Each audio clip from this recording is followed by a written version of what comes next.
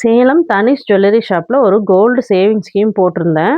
Scheme matured ஆயிடுச்சு. வந்து gold purchase பண்ணிக்கோங்கன்னு ஷாப்லேருந்து கால் வந்தது. அதுக்காக தான் இன்னைக்கு போயிட்டுருக்கோம். நாங்க என்ன வாங்கணும்னு பார்க்கறதுக்கு முன்னாடி ஒரு சின்ன ப்ரொமோஷன்.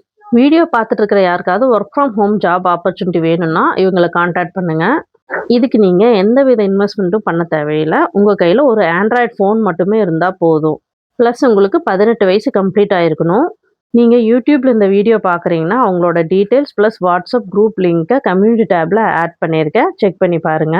இல்ல இன்ஸ்டாகிராம்ல பார்க்குறீங்கன்னா, அவங்களோட பேஜ டேக் பண்ணிக்க. ப்ளஸ் டீட்டெயில்ஸ் வாட்ஸ்அப் குரூப் லிங்க்க ஃபர்ஸ்ட் கமெண்ட்ல ஆட் பண்றேன். செக் பண்ணி பாருங்க. ஹவுஸ் ஒய்ஃப்ஸா, காலேஜ் ஸ்டூடண்ட்ஸா யாரா இருந்தாலும் சரி, உங்களுக்கு ஒர்க் ஃப்ரம் ஹோம் ஆப்பர்ச்சுனிட்டி எதிர்பார்க்குறீங்கன்னா, இவங்கள கான்டாக்ட் பண்ணுங்க. ஸோ இந்த கோல்டு சேவிங் ஸ்கீம்ல ஹஸ்பண்டுக்கு ரிங்கு தான் வாங்க போறோம்.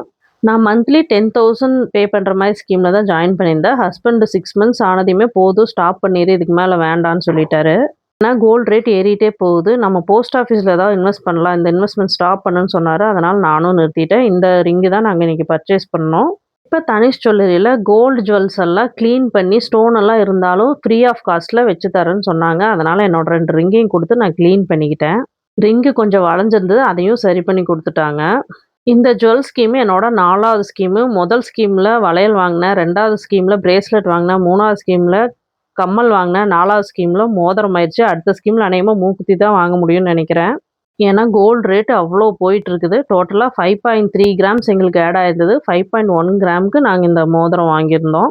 ஷோரூம்லேருந்து நேரா ஹாஸ்பிட்டல் போறனால பேக்ல வச்சிருந்தா எங்கேயாவது மிஸ் ஆயிரும். கையிலேயே மாட்டிக்கும்னு சொல்லிட்டு ஹஸ்பண்டுக்கு மாட்டி விட்டுட்டேன். இந்த ஸ்கீம் ஃபர்ஸ்ட் நான் பீமால போட்டிருந்தேன். நெக்ஸ்ட் குமரன் தங்கமலை. இப்ப தனிஷ்க்ல 2 ஸ்கீம் போட்டேன். அடுத்த ஸ்கீம் நான் ஜிஆர்டி ஜுவல்லர்ஸ்ல போடலான்ட்டு இருக்கிறேன்.